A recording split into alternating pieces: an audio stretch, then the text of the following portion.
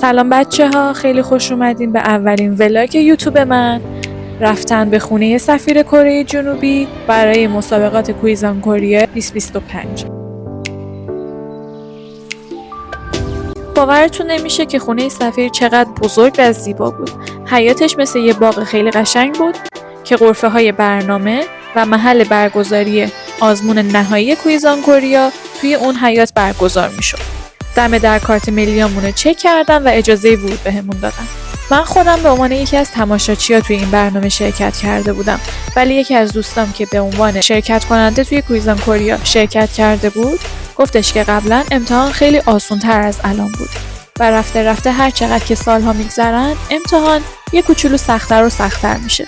شما برای شرکت توی این امتحان باید هم سطح زبان کره‌ای خوبی داشته باشید و هم اطلاعات از تاریخ و فرهنگ کره جنوبی به اندازه کافی داشته باشید که بتونید رقابت کنید.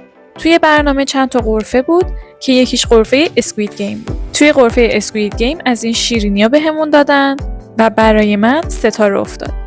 توی غرفه آخرم روی دست و یا صورت گریم می‌کردن و از بین طرح‌هاشون میتونستین انتخاب کنین. هر طرحی رو که خواستین براتون طراحی می‌کردن روی صورت یا دستتون. در ابتدای برنامه سفیر محترم کره جنوبی و همسرشون تشریف آوردن و ایشون برای ما سخنرانی کردن. بخشی از سخنرانیشون به زبان کره‌ای و بخشش به زبان فارسی بود. یه چیزی که راجع به سفیر و همسرشون بگم، خیلی مهربون و مهمان نواز بودن. من و دوستام با ایشون و همسرشون عکس گرفتیم و واقعا خیلی خوشرو بودن. مسابقه کویزان کوریا که شروع شد، شرکت کننده ها روی زمین نشسته بودن و هر کدومشون یه دونه تابلو و که وایت بورد داشتن که جوابا رو روی اون می‌نوشتن و می‌آوردنش بالا. توی مرحله بعدی شرکت کننده ها هر کدوم یه برنامه خاص رو برای بقیه آماده کرده بودن. یکی از بچه‌ها رقصید، یک دنس پرفورمنس اجرا کرد که خیلی هم قشنگ بود، بهش خسته نباشید میگم. یکی از بچه‌ها سخنرانی کرد به زبان کره‌ای، یکی از بچه‌ها آهنگ به زبان کره‌ای خوند و هر کدوم یک برنامه رو اجرا کردن. بعد از اون چیزی که اجرا کردن، داورهایی که نشسته بودن از بچه‌ها یه سری سوالات می‌پرسیدن و اونها هم بهشون جواب میدادن.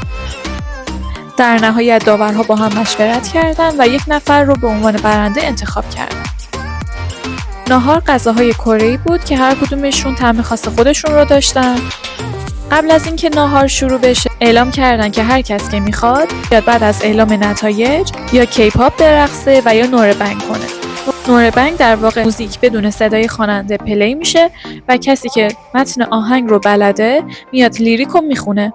بچه‌هایی که صداشون خوب بود نور بنگ رو انتخاب کردن، بچه‌هایی هم که دوست داشتن برقصن رفتن رقصیدن. من خودم خیلی دوست داشتم که برم یه رقص کیپاپ برقصم، ولی واقعا کفشام مشکل داشت. کفشام خیلی سر بودن و خانومانه بودن. اگر کتونی پوشیده بودم خیلی با خیال راحت این کارو می‌کردم. اما رفتم اینکه How You Like That رو اجرا کردم. How You Like That از بلک پینک رو 3 سال پیش یاد گرفته بودم و واقعا جزئیات کوریوگرافی رو یادم نمیومد، ولی گفتم هر چی باشه تو دوست داری اجرا کنی پس برو اجرا کن. جایزه برنده این مسابقه هم سفر به کره جنوبی برای مسابقه اصلی و بین‌المللیشه و همینطور فکر میکنم 1 یا 2 ترم کالج زبان کره‌ای هم توی کره بورسیه میشن. در کل یکی از تجربه‌های خیلی خوب برای من بود و واقعا خوشحالم که تونستم توی کویزان کوریا 2025 حضور داشته باشم. دیگه حرفی نیست و در آخر مراقب خودت باش و یادت نره رویاتو دنبال کنی. خداحافظ.